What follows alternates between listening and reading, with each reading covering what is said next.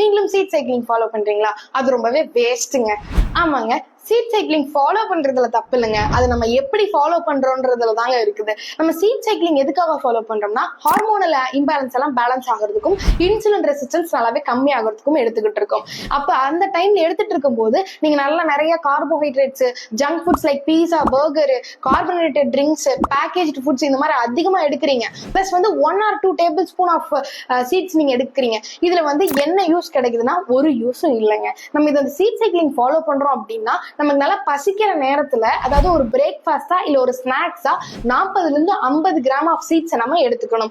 இது இப்படி எடுத்துக்கும் போதுதான் உங்களுடைய ஹார்மோனல் இம்பேலன்சஸ் எல்லாம் பேலன்ஸ் ஆகுது, இன்சுலின் ரெசிஸ்டன்ஸும் கம்மி ஆகுது.